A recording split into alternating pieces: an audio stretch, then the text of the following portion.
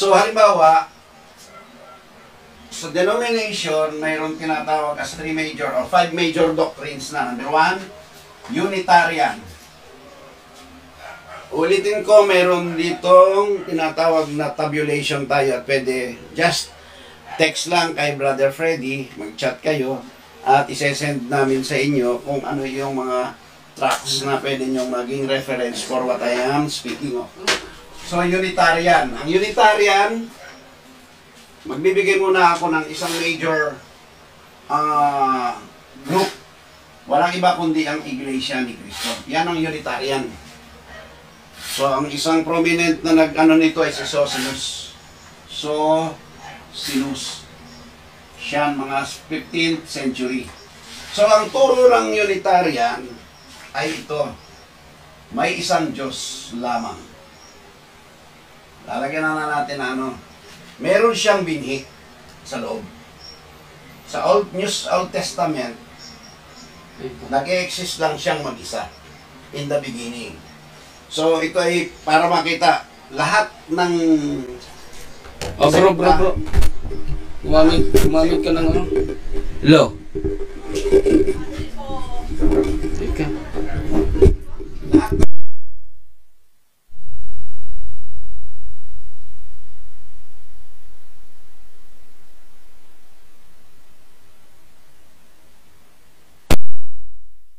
Mic 1, 2, 3. Hello. Sa Unitarian, tulad ng Iglesia ni Cristo, mayroong Diyos at mayroon siyang logos sa ilalim. Pagdating ng New Testament, may babae, inilagay niya sa sinapupunan yung logos na to, naging bata. At ito si Jesus Christ. So, itong pinanganak niya ay tao. 100% na tao. So, ang turo ng Iglesia ni Cristo, taong-tao lang. Nag-iisa lang ang Diyos. And it is the Father. So, yan ang turo ng Unitarian. Number 2. Mabilis lang ito mabilis. So, kung kayo ay nabibilisan sa akin, pwede nyong i-rewind, ibalikan yung sinasabi ko. Ang talata niyan, hindi na ako magtatalata, hingin nyo sa mayroon akong tabulation niya. Number 2, major doctrine is oneness. Ito yung oneness na kung tawagin ay modalistic, monarchianism. Ito ay mga oneness na iba-iba rin. Sa kasalukuyan, ang pinakmalaking grupo sa buong mundo nito ay walang iba kundi United Pentecostal Church. Pero iba-iba na rin. Ang chief superintendent nila walang iba ngayon kundi si David K. Bernard. And if you read Oneness of God, marami siyang tinalakay doon at ang buong mga oneness na nanggaling sa kanya, nag-iba-iba na rin ang aral, just like with the message kay Brother Branham. Mamaya babalangkasin ko yan. So, modalistic, ibig sabihin yung Diyos ay nag-mode. Yung mono o nag-iisang archeo, nag-iisang head ay nag-mode. So, this is what modalistic monarchianism is. May isang Diyos. At itong Diyos na ito, na mag-create siya ng angel, naging father siya. So, he's just manifest yung attributes niya as a father. Hindi pa ako magsasabi kung alin ang tama, kung alin ang mali. Just ilalatag ko lang kung ano yung understanding muna ng bawat grupo. Ulitin ko, ito ay may turo din ang oneness dit ng ang end time. Yung hindi ko pa sasabihin tama at sa end time, sabi ni Brother Branham, I'm not a oneness, I'm not a two-ness. Kung sasabihin nila hindi oneness si Brother Branham, pero hindi nila napapansin, may turong ganito si Brother Branham. To give you halimbawa, sasabayin ko na pati sa end time. Kasi yung kaninang Unitarian, yung Unitarian wala nagtuturo sa end, may nagtuturo na ngayon sa end time. Dati may nagturo, ngayon may nagtuturo. Yung tinatawag naming level 1 na original, si Brother Jackson. Actually, Unitarian na ang turo niya. Plain Unitarian katulad ng Iglesia ni Cristo. Which, kalahati niyan agree ako, pero disagree ako sa whole. Kasi, taong-tao lang sa kanila si Cristo. Sa detalye nito, sa mga iba pang parte, sa Holy Ghost, Holy Spirit, That's another thing na bubuksan natin sa susunod pag pumasok na tayo sa Holy Spirit. Yung pagiging Father dito sa oneness, sa mode, nag-mode as a Father. There is only one God na nag-mode as into His fatherhood office, or He just manifested His fatherhood attributes. Siyempre, naging tatay kasi nagkaanak, angel. Naging anak niya si Adan. So, tatay talaga siya.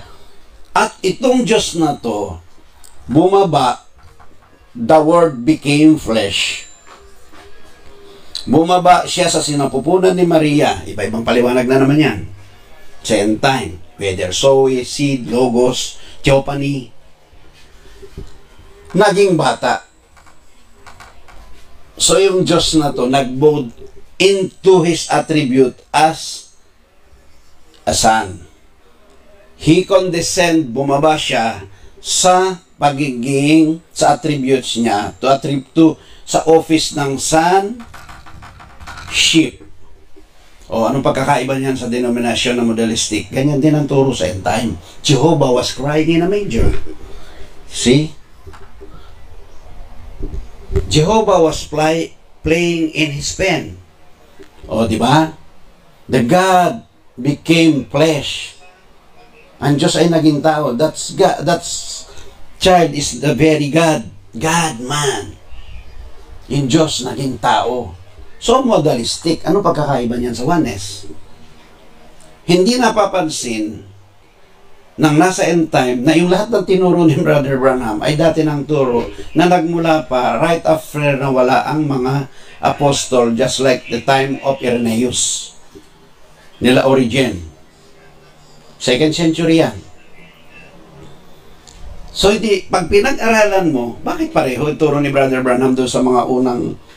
At may turo, to tell you, may turo si Brother Branham na talagang original apostolic doctrine na hindi ko pa ituturo ngayon siguro sa susunod. Pwedeng i-share ni Brother Freddy yan o ng ibang magiging bisita rito sa mga kapatid o ministro na may hawak-hawak ng original apostolic doctrine. To tell you, ang nag-start yan dito sa Pilipinas ay si Pastor Villagonza, nasa quote ng prophet, Pastor Claro Velasco. Credit nila talaga yan. Tapos, natuto na lang si Brother Jackson, nakuha ni Brother Jackson. May history yan. May history ang end time Godhead na nag-impisa dyan sa Binondo. So, si Pastor Villagonza, ang isa sa nag-propagate nitong mensaheng ito, na dala-dala naman ang kapatid na Brother Francis na siyang nakarating sa Kogyo. So, historically speaking. Yan yung tinatawag na modalistic monarchanism. Mamaya, didetalyahin ko to, o baka sa susunod, kasi 25 minutes lang ang pinakang ano ko. Puputol-putulin natin, pabitin. So, nasa denominational, ano muna tayo. So, ang oneness, ito ang pinakamalaking grupo sa buong end time. Di nila alam na sila ay mga oneness. Magkakatulad, puro oneness sila, pero mayroon silang maliliit na detalye, may malalaking pagkakaiba na hindi rin sila nagkakasundo, batuhan lang ng batuhan ng quote. Kita nyo? So, hindi masama ang quote. Itong mga quote ay nagbukas siya, magagamit mo para dun sa pinupunto ni Brother Branham na Bible. Babalik ka. Ba't gano'n ang sinabi niya? Ba't gano'n ang sinabi niya? Pag binignan mo sa Bible, then the Bible will speak to itself. Naging tagapagturo, papunta sa Bible, tinuturo tayo ng message, papunta sa Bible. Hindi para i-absolute yung sinabi ng prophet. Magiging absolute lang yung sinabi ng prophet out of to give you parang 7 o 8 ang end time Godhead sa buong end time ngayon, as far as I learned. So, itinuturo tayo, hindi natin kinokontra ang prophet. Out of 7 stance and view ng prophet, may isa roon ang super at actual na biblical. So, yan yung tatalakay natin. Maraming magtuturo niyan. So, yan tinatawag na modalistic monarchianism. Magdedetalye tayo siguro mga sa susunod na punta ko rito, yun ang dedetalyihin ko. Ano yung turo ng end time when it comes to Godhead? Siyempre, may iba pang variants yan. Okay. Nasa denominational, ano muna tayo, Godhead, tabulation. At siya nga pala, ang oneness, originally yan ay nag-start kay Sabellius ng 2nd century. Sabellius, si Bishop Sabellius. So, yan, 2nd century. Ang tawag dyan ay modalistic monarchianism. Number 3, Trinity. Ang Trinity na malaganap ngayon ay nag-start ng 325 AD sa Nicene Council. Pero bago pa nagkaroon ng Trinity na tinatawag one God, 3 persons, mayroon pang nauna riyan na Trinity na tinatawag na economic Trinity. Yan yun. Ang simula niya ng 2nd century ay si Tertullian ng 2 AD, 2nd AD. Ang kanyang aral ay halos pareho ng aral din ni Sabellius ng oneness o modalistic monarchianism. So ito, yung may mga understanding ng Tertullianism, actually, na-incorporate na sila, as far as I can see, na-incorporate na sila ng modalistic or ng oneness. Ngayon, nang lumaganap, after Nicene Council, o panoorin nyo yung mga video na may detalye, kasi Brother Mio, tinatalakay niya ito.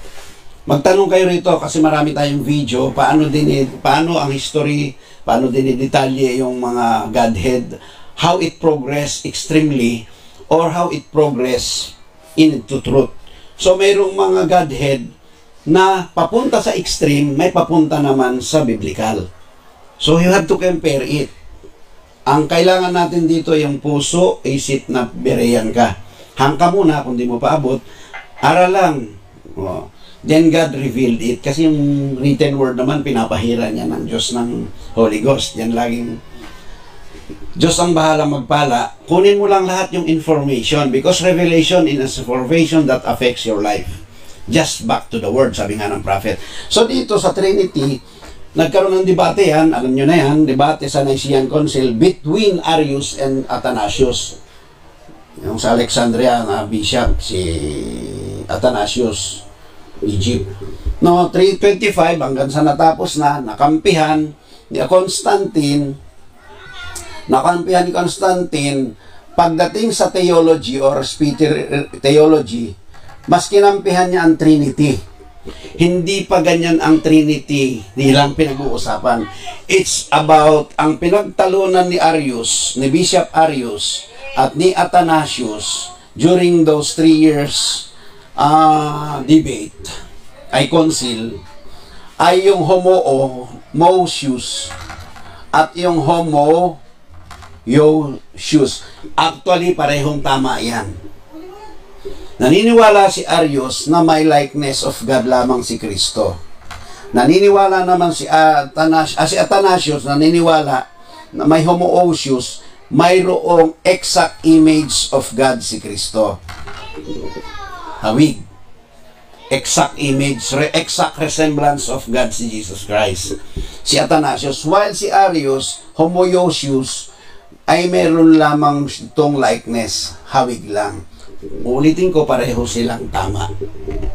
O, pwede kayo magtanong, dedetalyihin ko paano sila naging tama. Just like, anong pagkakaiba, bakit magkalaban ang Calvinism at saka Arminianism? Pareho silang tama, kaso nga lang positioning, dispensation ang nagiging problema. Meron tawag beyond time at mayroong in real time. Okay. So, yan yung nangyari. Along the way, kinampihan ni Constantine theologically itong si Athanasius, pero politically, ginamit niya sa Europe itong grupo nila Arius. Kaya na mayroong tinatawag na Arianism. So, ang hindi pa 3-in-1 person ang kanyang doktrinang pinaglalaban ni Athanasius actually. Do ibinigay sa kanya ang credit na kaya ang gabit ngayon na pinasimula ng simbahang Katoliko na nakuan sa 451 AD na konseho. Hindi ko maalala kung ano nang kwento ha. Nagmutan akong bigla. Yung kung anong council ng 451. Saka na-develop yung 3-in-1.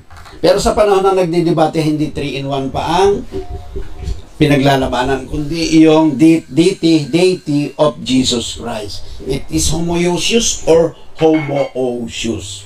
So, yan. So, sila ay naniniwala. Ang Trinity, abante na tayo ha, yung Trinity. They do believe that there is one God na may three person, God the Father, God the Son, and God the Holy Spirit. So, ang ginawa lang, Diyos yan. Diyos ang Ama, Diyos ang Anak, Diyos ang Espiritu Santo. Ito, sa oneness, pansinin nyo kanina, isa lang ang Diyos. Nag-aanyong tao lang yung Diyos o nag-aanyong anak. Dito naman talagang mayroon eternally existing yung tatlong persona. So, itong anak, God the Son, bumaba sa sinapupunan ni Maria at naging bata, pinanganak. Ganon, naging tao ang Diyos. Anong pagkakaiba nila sa Trinity at sa oneness? So, Diyos na naging tao. Kaya lang may naiwan pang dalawa. Unlike do sa oneness kanina, parang hindi may paliwanag kung naiwan. Nanatili ro na Espiritu Santo, pero na Spirit yung Ama sa oneness, pero naging tao ang Diyos. Diyos pa ba siya? O taong Diyos? Spirit pa ba siya?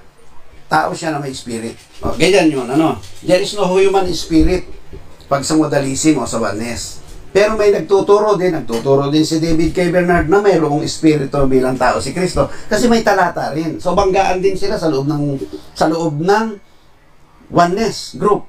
Sa end time ay ganun din. Banggaan din. May espiritu ba si Kristo bilang tao? So, yung iba wala. Yung iba meron. Sa akin meron. Okay. Yan yung Trinity. Pasok tayo sa isa pang variance ng pang-apat.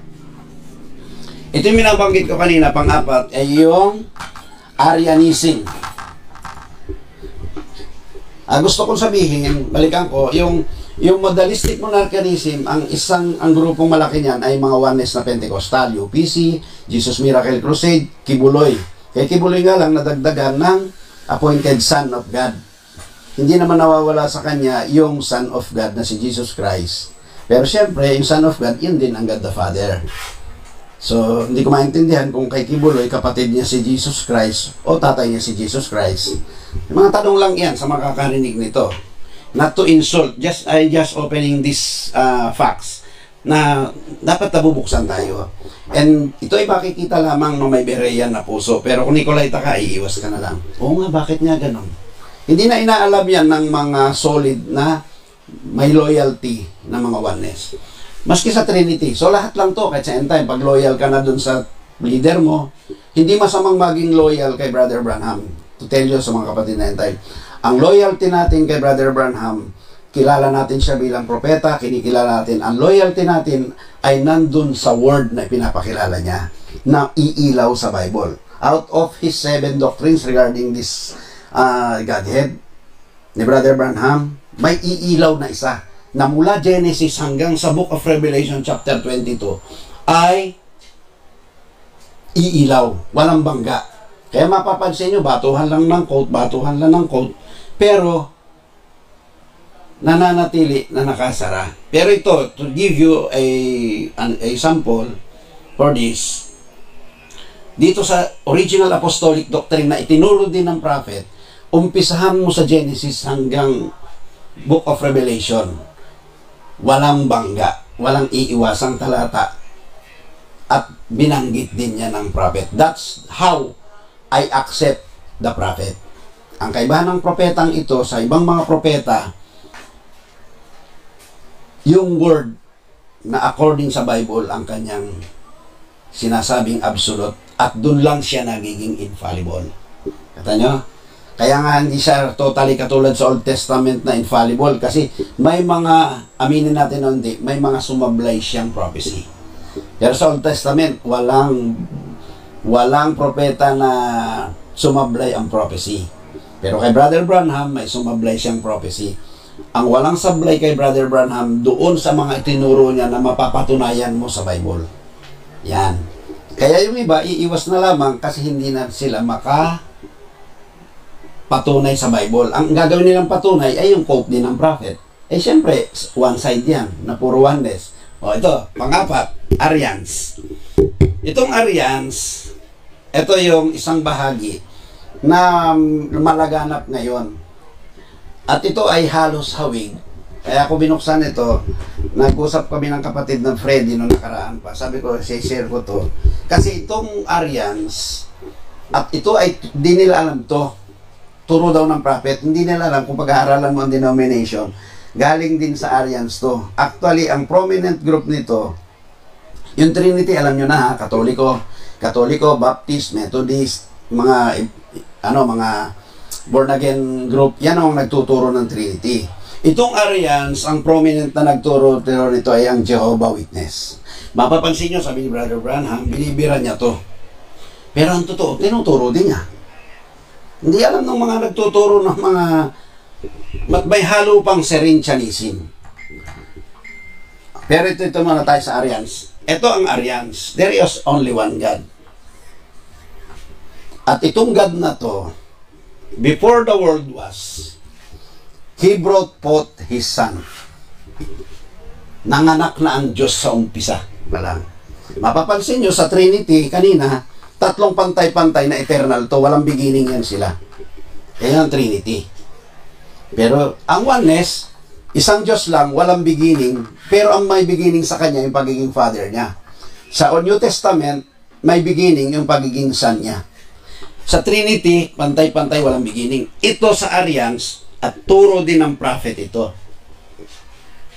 May beginning. Walang beginning ang Father, may beginning yung anak.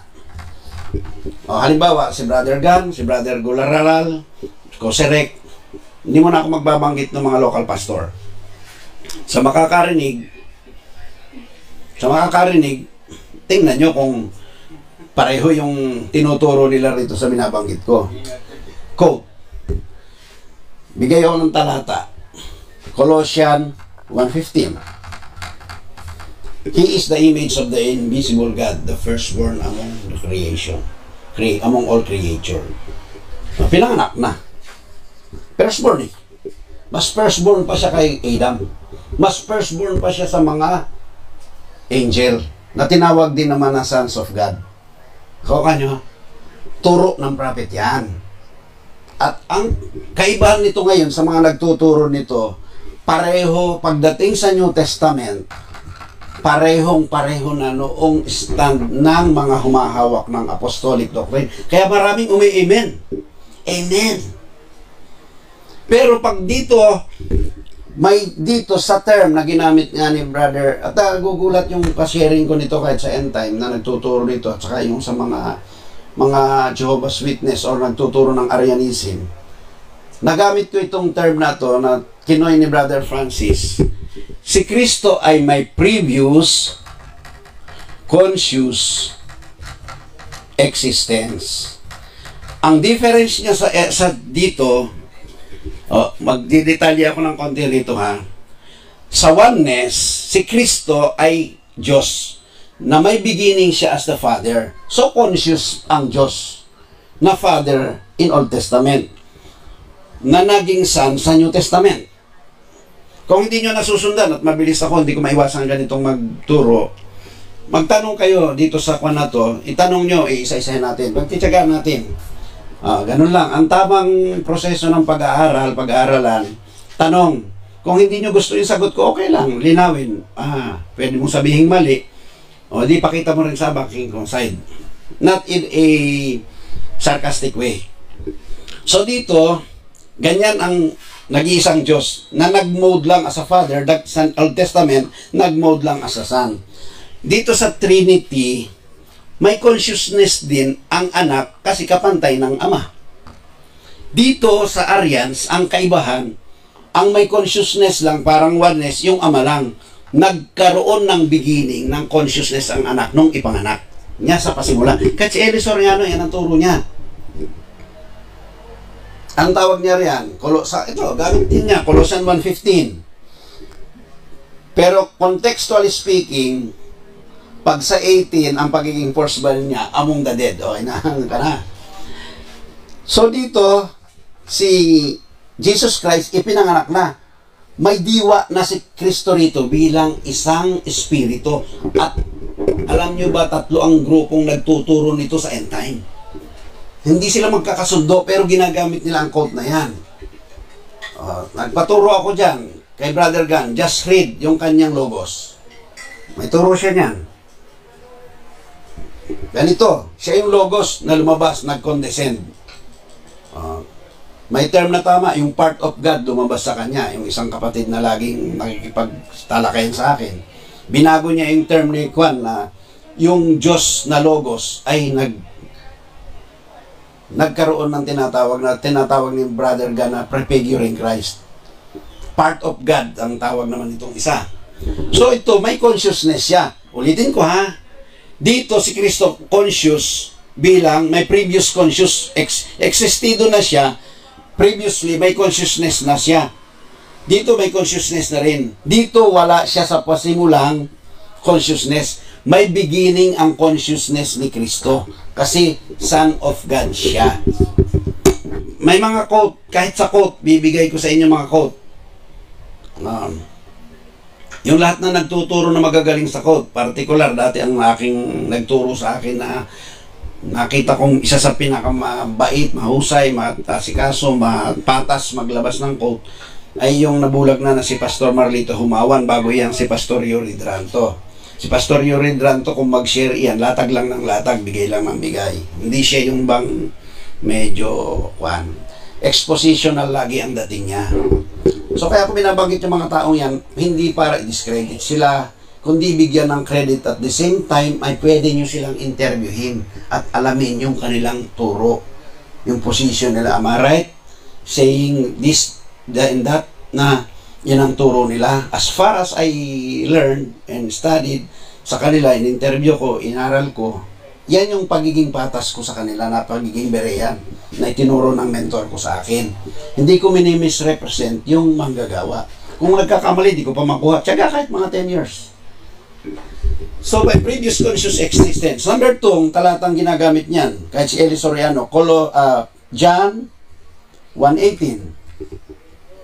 At saka yung Proverbs 8:22.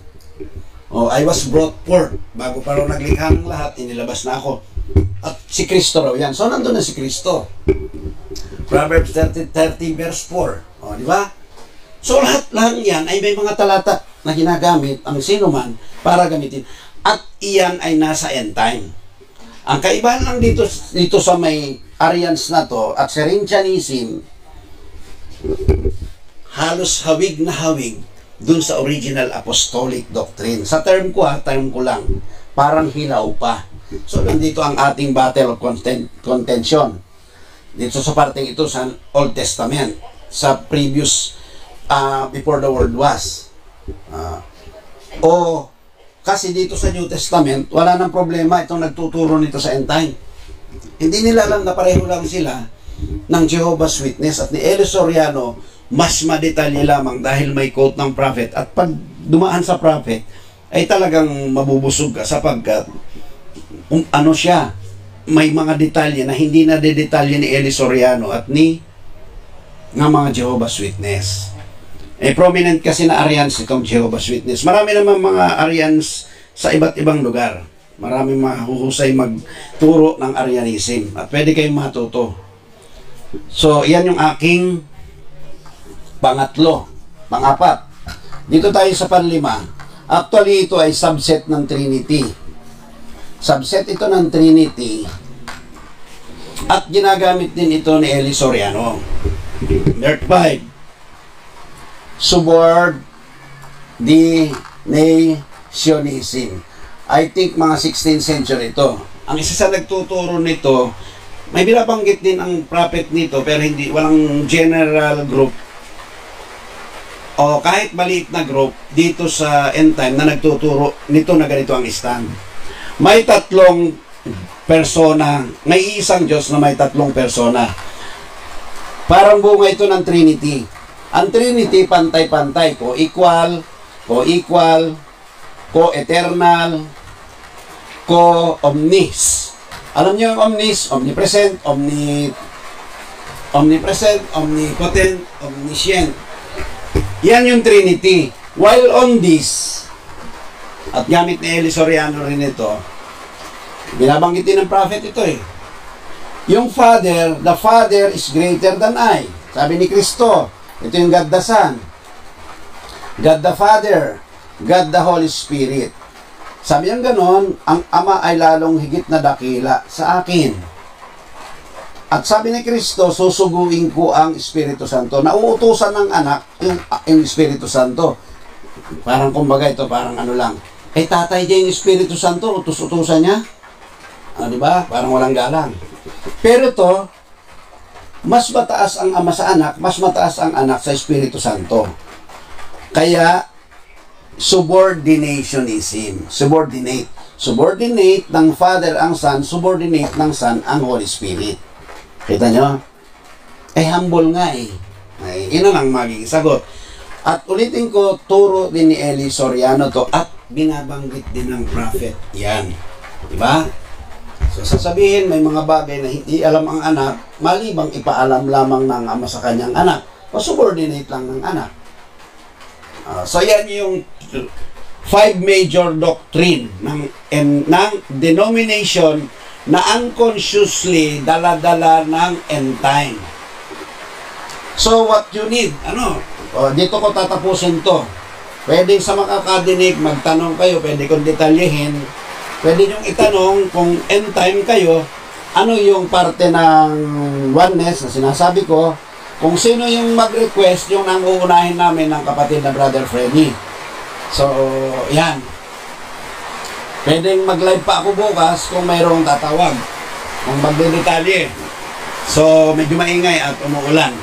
Hindi pa soundproof itong studio ng kapatid At iniantay ko kung kailan niya ipapa-aircon para lagi na ako rito, maski dito na ako natulog. So yan, subordinationism. At babalikan ko to. I will send you Elijah the prophet before the coming great and dreadful day of the Lord. And he shall turn the heart of the children to the father's heart, and father hearts to the children, lest I come and smite the earth with curse. Actually, yung heart, hindi iyan synonymous ng doctrine. Sa end time, ang pagkaunawa nila, ire-restore ni Brother Branham ang lahat ng doctrine. Acts 3:21. Pero hindi sa paraan na unawa ninyo. Kaya naging denomination din ang end time because of this. Nagkaroon ng grupo-grupo sa end time na ang akala nila, yun mismong sinabi ng propeta sa isang side, ang inirestore yung tamang doktrina. Ito ang matinding katotohanan. Heart ang nakasulat.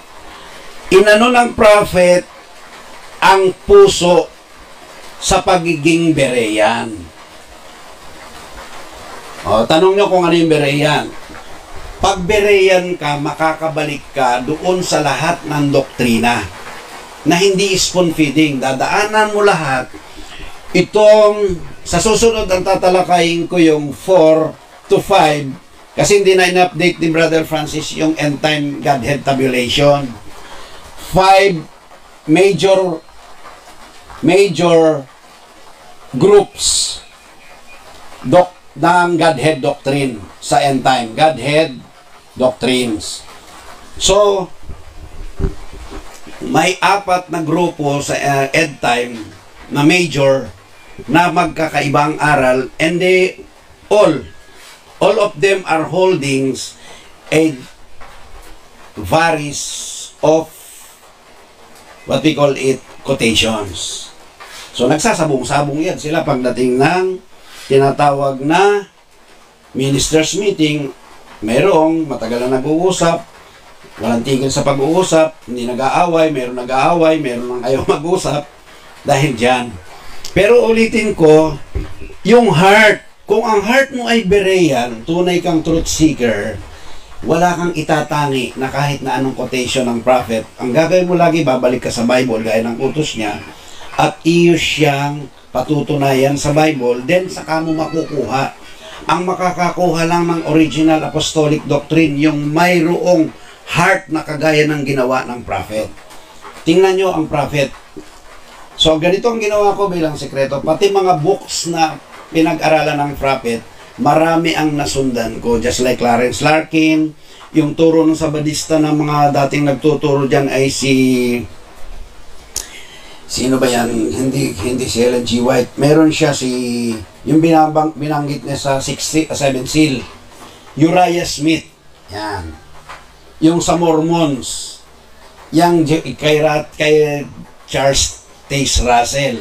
Hindi ginawang parang supernatural lahat na dumating sa prophet yung mga pinagsasasabi niya. Lahat yan ay kinalap niya, inaral niya, pati ang 7 church ages. Inaral, sa kanya inilagay ngayon. Dito malalaman kung sino ang babalik sa heart ng mga apostolic father. Ang apostolic father, humble sila. Habang nagtuturo, kinig lang sila ng kinig. Aba, maganda yun ha. Ito maganda rin, tama. Yung kanilang pag-upo, ito yung sekreto na hindi nakikita ng marami. So, kailangan maging ganyan tayo. So, pakailang minuto na ako?